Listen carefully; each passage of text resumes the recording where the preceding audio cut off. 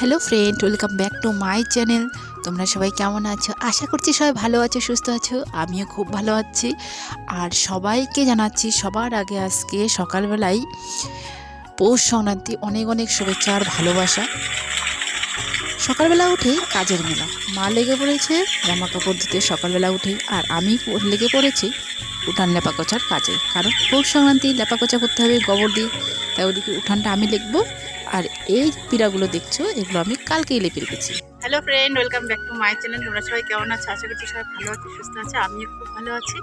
তো সকালবেলা উঠে আজকে যে লেপাকোচার কাজ, যেহেতু পৌষ সংক্রান্তি এসে পড়েছে, কালকেই পৌষ সংক্রান্তি, তো আজকেই আমরা লেপাকোচা করবো, গুঁড়ো কুটবো। তো তোমাদের সব কিছু শেয়ার করবো, তোমরা ভিডিওটা দেখে থাকো। এই যে কাকি ঘর লেপছে আর আমি উঠান লেপছি। এই যে উঠানো অর্ধেকটা লেপা হয়ে গেছে, গোবর দিয়ে লেপছি। তো গ্রামের বাড়ি তো বুঝতেই পারছো, গোবর ধরতে হবে, গোবর দিয়ে লেপতে হবে। আর গোবর দিয়ে না লেপলে একদম বাড়ি সুন্দর দেখা যায় না। তো যখন এটা মাটি দিয়ে লেপা হবে ঘরটা সুন্দর করে, তখন আরও বেশি ভালো লাগবে। তো চলো পুরো ঘরটা লেপাগোছা করে, একদম মুঠো লেপাগোছা করে তারপর শেয়ার করছি যে কেমন লাগছে। মেয়ে সকালবেলা যখন উঠেছিল তখনই ওর ব্রেকফাস্ট করা হয়ে গিয়েছিল। তো এখন অনেকটা বেলা হয়ে গেছে, যার জন্য ওকে এখন খাবারটা একটু ভারী খাবার খাইয়ে দিব, এখন ডালিয়ে খাইয়ে দেব। আর বিছানায় দেখো উঠতে উঠতেই ওইদিকে জানলার ওপারে কি আছে সেটাই দেখছে। তো মেয়েকে খাওয়ানো দাওয়ানো কমপ্লিট করে একদম স্নান করে তারপর আমি তোমাদের সামনে এসে কথা বলছি। তো চলো খাওয়া দাওয়া কমপ্লিট করে দিই, একদম স্নানটা করে তোমাদের সামনে আসছি, ঠিক আছে? দেখো স্নান হয়ে গেছে। বড়দের কাছে শুনতাম যে শাড়িতে নারী আর লেপলে মুছলে নাকি বাড়ি। তো আজকে আমি শাড়ি পরেছি, কেমন লাগছে অবশ্যই তোমরা বলো তো। তো বেশি একটা ভালো করে পরতে পারি না, তবুও চেষ্টা করেছি। এই হচ্ছে আমার ছোট্ট একটা বাড়ি, ছোট্ট একটা ঘর, যেটা আমি একদম লেপেকুচে খুব সুন্দর করে নিয়েছি। এইভাবেই সবসময় লেপেকুচে সুন্দর করে রাখার চেষ্টা করি। বাচ্চাকে সময় দেওয়ার পর যতটুকু সময় থাকে সেই সময়টুকু করি। তো দেখো লেপাকোচা হলে কিন্তু ভাঙা বাড়ি ঘরও খুব ভালো লাগে, তাই না? যেটা আমার। তো কাকি এখানে চাল গুঁড়ো করছে, আর মার দায়িত্ব হচ্ছে আজকে রান্নাঘরে রান্না করা। মা রান্না বান্না করবে, মানে সবার এক একটা কাজ রয়েছে। কাকি আমার সঙ্গে চাল গুঁড়ো করার জন্য সাহায্য করবে, আর মা এদিকে রান্না বান্না করবে। জামা কাপড় দিয়ে মা এই যে রান্নাঘরে চলে এসেছে, মাছ নিয়ে এসেছে, তো মাছ রান্না হবে।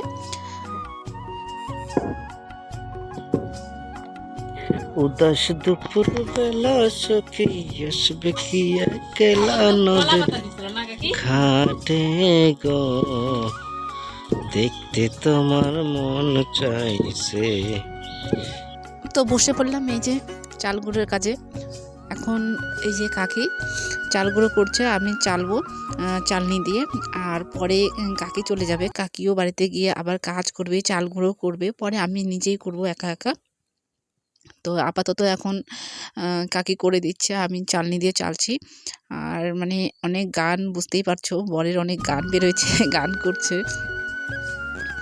চলো চাল গুঁড়ো করতে হবে। আমাদের গ্রামের বাড়িতে এখনও কিন্তু আমরা এইভাবেই চাল গুঁড়ো করি, মানে মেশিন থেকে চাল গুঁড়ো করে নিয়ে আসি না, বা বাজার থেকে কিনে নিয়ে আসি না। আর এই চালের গুঁড়োটা কি জানো, কালো ধান যে ধানটা আমাদের করেছিল না, কালো ধান, ওই ধানের চাল। এই চালের গন্ধটা যে এত ভালো, মানে কি আর বলবো, মানে খেয়েই নেই এইরকম একটা গন্ধ। ইস, এত সেন্ট বাবারে। যাই হোক, দেখো কাজ করছি, এক মনে কাজ করছি, আর যেন কত কিছু বলছিলাম, গল্প করছিলাম, হাসিও পাচ্ছিল।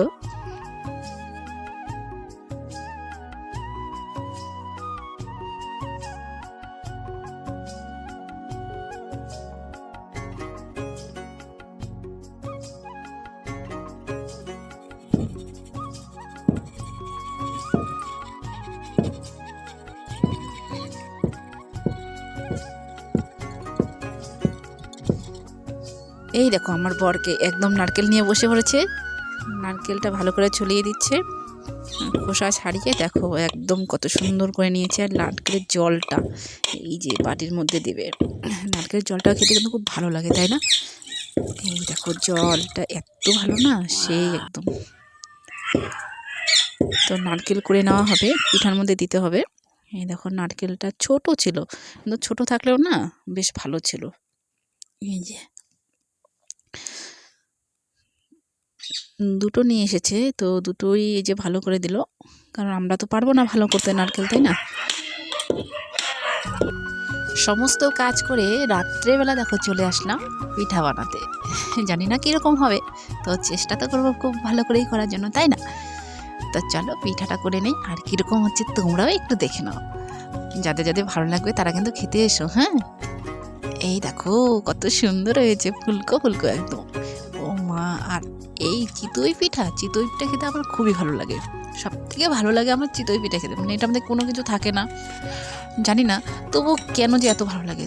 আর এইখানে দেখো কি সুন্দর দেখা যাচ্ছে, একদম ফুলের মতো, ইস কি নরম, আর একদম তুলতুলে হয়ে গেছে, দারুণ হয়েছিল পিঠাগুলো।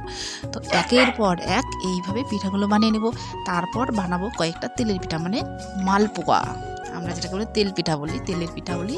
তো যাই হোক, এখানে আমি আবার করব, পিঠা যদি ভালো হয় না বারবার করতে ইচ্ছা করে, আর যদি ভালো না হয় তাহলে একদম করতে ইচ্ছা করে না, যেটা আমার হয়। তো বেশ ভালো হচ্ছিল, তাই ভাবছিলাম যে আরও বানাই, কিন্তু ওইদিকে রাত্রি হয়ে যাচ্ছিল, বুঝছো? তো যাই হোক, আবার কয়েকটা বানিয়ে নিব, বানানোর পর তেলের পিঠাটা বানাবো, রাত্রে আবার খাওয়া দাওয়া আছে, তাই না? আজকে বেশি বানাতে হবে না, কারণ কালকে পিঠা খাওয়া, কালকে সবাই বানাবে, তো আজকে বানালাম, কালকে গরুকে দিতে হবে পিঠা, তাই আজকেই বানিয়ে রাখছি আমি। তো ফ্রেন্ড, সকালবেলা সমস্ত কাজ করে, দিনের বেলা যা ছিল সব কিছু করে, যে রাত্রে দেখো বসে পড়েছি পিঠা বানাতে। তো এই যে এখন পিঠা বানানো চলছে, আর কীরকম হচ্ছে সেটা তোমাদের দেখিয়ে দিলাম। তো সমস্ত পিঠা বানিয়ে নিচ্ছি, কীভাবে সব কিছু তোমাদের শেয়ার করবো। অবশ্যই তোমরা মানে পিঠা বানানোর যে আবার ভিডিওটা, এটা দেখতে থাকো, অবশ্য ভালোই লাগবে তোমাদের। তো চলো পিঠাটা বানাতে থাকি।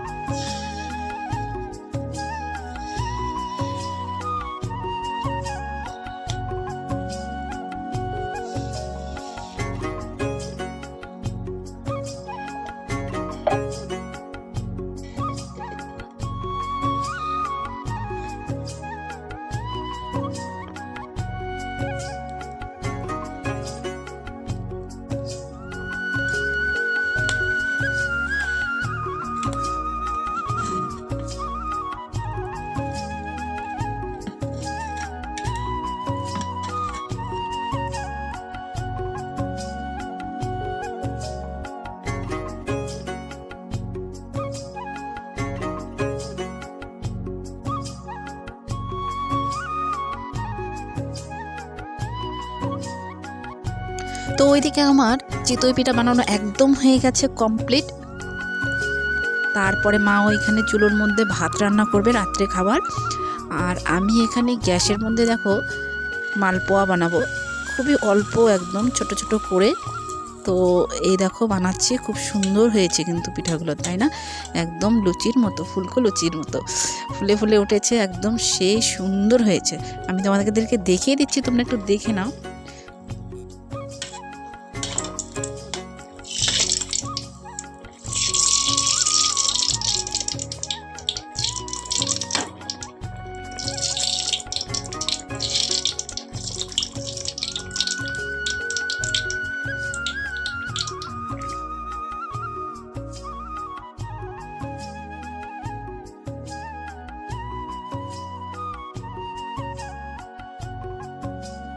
তো বন্ধুরা, এক এক করে সব মালপোয়াগুলো আমি ভেজে নিলাম, আর আমার মালপোয়া ভাজা একদম কমপ্লিট। একটা থালার মধ্যে রেখেছি, দেখো কত সুন্দর হয়েছে।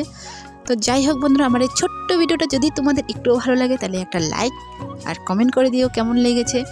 আর যারা নতুন দেখছো আমার ভিডিওটা, তারা কী করবে, চ্যানেলটাকে সাবস্ক্রাইব করে দেবে, তাহলে কী হবে, আমার ভিডিওগুলো তোমাদের আগে সবার আগে পৌঁছে যাবে। তো দেখা হচ্ছে খুব শীঘ্রই একটা নতুন ভিডিওর সঙ্গে, ততক্ষণ সবাই ভালো থেকো, সুস্থ থেকো।